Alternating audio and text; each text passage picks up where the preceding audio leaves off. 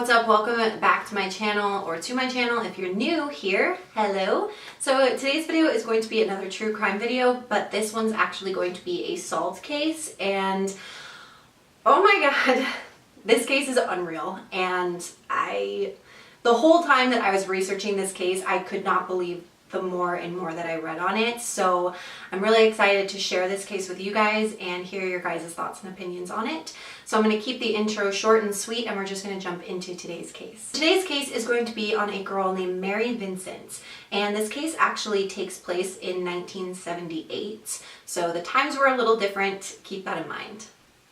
So Mary was a 15-year-old girl who was living in California at the time, and she was an incredible dancer. To give some background information on her, she was a fantastic dancer who toured around the world to dance. She's been to Hawaii, to Australia. She was really successful in her dancing career, and it was something that most likely was going to take off for her. Mary's personal life definitely wasn't as bright as her dancing career. I know that her parents were in the process of getting a divorce, and things just weren't really right at home. I know that she ran away a couple times, so it was really nothing unusual for her to do. And she didn't have the best grades in school. She skipped classes a lot, but her primary focus in life was her dancing, and that's just what she took the most serious. At the age of 15, you just have so much going on in your life, and the divorce of her parents was really weighing heavy on her. But Mary decided on September 29th of 1978 that she wanted to run away from home, and her justification of it was she just wanted to go somewhere to clear her mind, get away from all of just the calamity and chaos that was going on at home, and she basically just wanted to be free from it for a while. So what I read is that she actually wanted to go to LA. It is where her grandfather lived, so I believe that she was on her way to go see her grandfather. This was the 70s, so things were a little bit different, and hitchhiking was one of the methods that unfortunately a lot of people did use, and obviously it's not common anymore because it's dangerous, but back in the 70s people did it. It was a normal thing to do. So on that day, she packed her bags and she set off to go hitchhiking, and while she was doing that, she had her thumb in the air and a blue van pulled up next to her and told her to get in. So she accepted the ride, and he asked her where she wanted to go, and basically she told him that she wanted to get off on the Interstate 5 and she was headed towards the direction of LA. Now, he seemed like a pretty normal guy. So the man who picked her up's name was Lawrence Singleton, and he seemed to have a very grandfather-like appearance to him. He didn't seem to be uneasy looking or anything of the sort. Like, she felt safe enough to get into his car by herself. So he picked her up and they started driving on the Interstate 5, and he knew the clear intentions of where it is that she wanted to go, that she wanted to go to LA. So as they were driving, I actually read that they even stopped by at his house on the way, and he picked up some laundry, which I thought was really weird. It's just an odd errand to want to do. So yeah, he stopped at his house, picked up laundry, and what's crazy is she actually went into the house with him and was like helping him carry the laundry out to the car. So she felt pretty safe around him. So throughout the drive, Lawrence was actually drinking alcohol, like liquor, out of a milk carton. And a little bit of background of Lawrence is that he was a severe alcoholic. So they continued driving for a little bit, and she kind of dozed off, and when she had woken up, she realized that they were past the exit. So she was kind of frantic about that, and she told him to turn around and to get her out of the car. Like, she didn't want to be in the car anymore because he missed the place where he was supposed to drop her off. And he seemed okay about it. He was just like, oh, you're right. I'm sorry. I was just kind of driving along. I didn't even realize that I passed the exit. Let me turn around. So he actually did turn the car around and proceeded going in the correct direction of where he wanted to drop her off.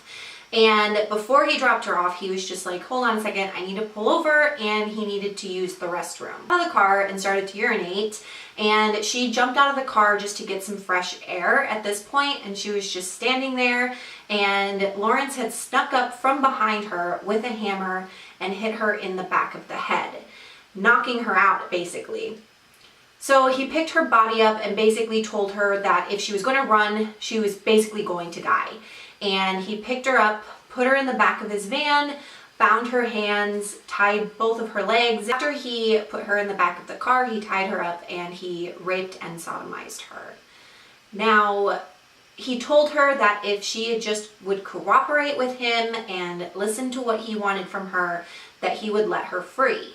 And of course that didn't happen. So he went somewhere a little bit more remote, took Mary out of the car, and this is where things went crazy. He took her out of the car and took a hatchet and started cutting off both of her arms. And she was literally awake for this entire thing. She wasn't knocked out. Like, she was awake while he was cutting her arms off. Like, I can't even imagine the state of mind and absolute fear that she was experiencing. It's just horrific. After he cut off both of her arms, he actually threw her off of a 30-foot cliff and left her for dead. He just assumed that, I mean, she's probably going to bleed out from her arms being cut off and she isn't going to survive the fall. So he got back in his van and he started to drive away. Miraculously, Mary survived the fall and started trying to listen to the freeway and hearing cars along the freeway to kind of give her a sense of direction of where she needed to go to find any form of help that she possibly could. So she was literally crawling and walking, and it was stated that when she was walking, she was literally holding her arms up in a position to keep the muscles from not basically just falling off of her arm, like to try to keep them together as much as she possibly could. As she was walking down the road, a red Corvette actually pulled over, and inside of it were two men who saw that she didn't have basically arms and that she was in a severe state, and they just sped off, completely ignoring her cries for help, completely just ignoring her existence as a whole. Mary was actually found, I believe it was the day after or 2 days later, by two women who were just kind of lost in the area. They were tourists, and they ended up finding her and rushing her to the hospital immediately. Now, when she got to the hospital, she still miraculously survived the fall, and she survived having both of her arms cut off. And when she was basically cohesive enough to speak, she had the investigators there, and they started to question her. And they got a professional sketch artist to come, and she described every feature of Lawrence. Basically, the sketch was so well done that they got a phone call pretty immediately after it hit the news. And it was actually a phone call from Lawrence's neighbor who recognized the sketch and turned him in right away. Just when you think that this case couldn't get any worse, it does. So investigators and detectives, they ended up finding Lawrence and arresting him for the rape and the attempted murder of this poor 15-year-old girl, Mary. And they ended up going through court. She was at trial, and they went over this huge long thing, but unfortunately back in this time, back in the 70s, laws were a little bit more lenient. Lawrence was actually convicted for kidnapping, attempted murder, and rape, and was only charged and sentenced 14 years in prison. 14 years in prison for someone who literally kidnapped a 15-year-old girl, threw her off a cliff, cut her arms off of her body, and then just dumped her like she was nothing. And he was sentenced to 14 years. And just when you think, oh my God, that is absolutely ridiculous, guess what? He was actually released after only serving 8 years. 8 years in prison for good behavior. Let that sink in. So while he was actually made free, a free man, Mary was suffering traumatically from her experience. You know, she was only a 15-year-old girl, and I can't even imagine life after what happened to her. Her entire dreams of dancing for a living were just completely demolished. She was actually told that she would never be able to dance again. And of course, understandably so, Mary slipped into a severe depression. She actually got an eating disorder because of it. She had a really hard time. She hated going to her psychiatric treatments. She had to go to a new school for the handicapped. And she basically just didn't want to even live her life anymore. She didn't look at herself as a survivor from this situation. Basically, she wanted to slip off the face of the earth. And I don't blame her. I wouldn't feel right in the world anymore if I experienced what she experienced. And she ended up moving to Vegas just to be alone, be by herself. And she had a really hard time finishing school. She had a really hard time getting a job. So she actually wasn't making any money at the time. And on top of that, she didn't even have enough money to fix her prosthetic limbs that were actually broken. They literally were broken. And she didn't even have enough money to fix them.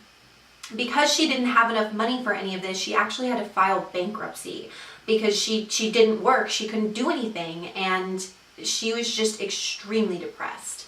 Meanwhile, while she was living that life, Lawrence was told that he was set free after 8 years and 4 months, instead of his already original awful 14-year sentence, which is just mind-blowing to me.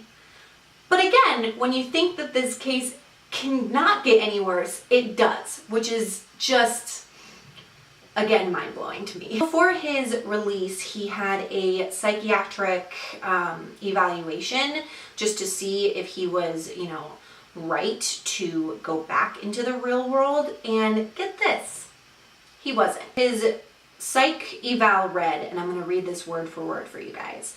Because he was so out of touch with his hostility and anger, he remains as an elevated threat to other safety inside and out of prison.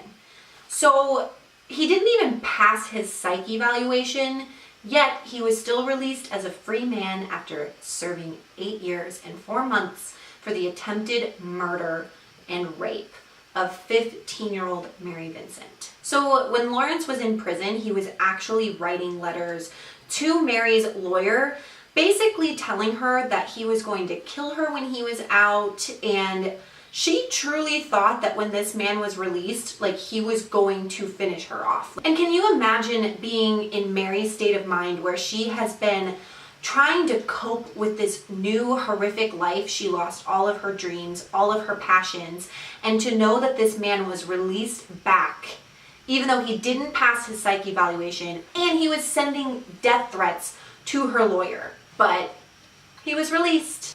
Now, this is literally where this case, I thought that it made me mad when I saw the sentencing that he got. I thought that it made me mad with just what he did to her in general.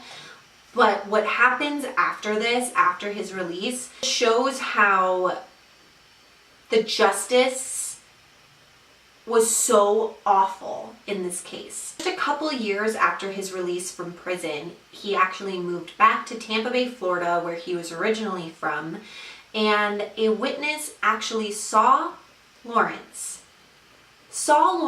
on top of a woman on his couch through a window, murdering this woman. This woman was 31-year-old Roxanne Hayes, who was a sex worker in the area, and he murdered her. Immediately, the witness called 911, and the police got there. They went into his house. They saw the dead body on his couch. They saw blood everywhere, and of course, they arrested him again. What kind of rewind a little bit. So once he was released from prison, and Mary, she was suffering from her depression for a really long time. She actually ended up getting married to a man named Tom, and she was really happy with him, and he was something that she really truly needed to just get back on her feet and begin living life again.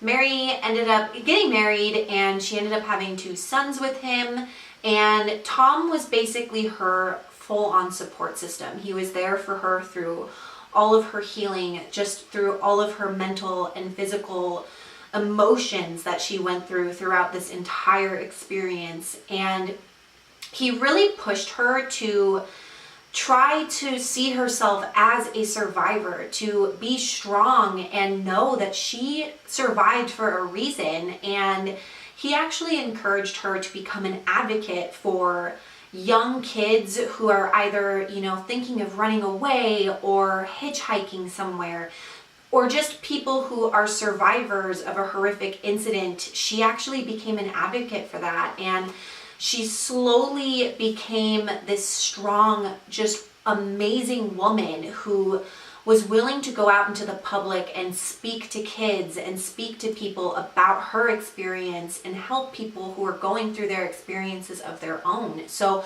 she was becoming a very strong and independent woman while all this was happening after he was released from prison. Now, she was devastated that she could never dance again, but one day she had this amazing motivation where she wanted to do art, like paint or sketch and draw. It's crazy because before her incident, she said that she couldn't even draw a straight line and that art was something that she did through dancing. And after she found out she couldn't dance again, she actually wanted to pick up art and became a really wonderful, talented artist. Some of her paintings were selling for around $2,000. Like, it was really, really amazing. So when she, finally started finding herself again and really seeing what a strong survivor she is, she was actually willing to testify against Lawrence in the prosecution for the murder of Roxanne Hayes. She wanted to be there to watch him, get sentenced to the death penalty, and he was. He actually was sentenced to the death penalty, but of course, he got out of that too, and in 2001, he died from cancer. And Mary, all she said that she wanted was to just see the look in his eyes when he was gone. And she wanted to watch him leave his life and lose his life because he took away everything from her and he left her there to die.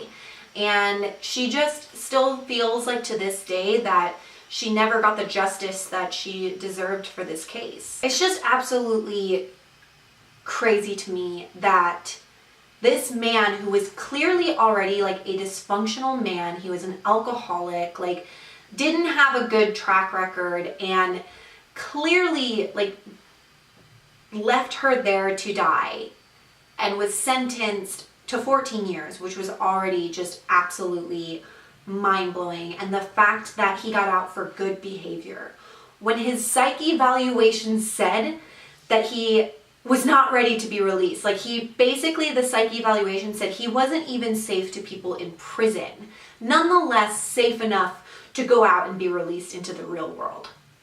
If they had only convicted him for what he actually deserved in this crime, Roxanne wouldn't have had to lose her life in this situation. And it just kills me inside knowing that that happened when it just absolutely should not have happened. Like, this was such a preventative death, and they let him go, even though he clearly was not supposed to be let go. So that's basically where this case ends. Mary is continuing with her art. She's still a huge advocate in survivors, and it's just such a sad story, but it also had some happiness to it. I'm just happy that she was able to continue on with her life. I can't imagine the difficulties and the strength and the courage that it took for her to get to that place, to find herself again and to find the strength to keep on living every single day after losing the one thing that she loved most in life. It breaks my heart, but at the same time, I'm so proud of her for being able to overcome this situation and move on from it. I would love to know what you guys think of this case. Comment down below if I missed any details, because I was reading things from all over the place and there was just so much information, but I just don't even know where to, like, I don't know. So yeah, that completes today's video. If you guys have any other case recommendations, whether they're solved, true crime, missing persons, anything like that, let me know down below in the comment section, and give this video a thumbs up if you enjoyed it and want to hear more true crime videos. Thank you guys so much for watching, and I will see you guys in my next video. Bye!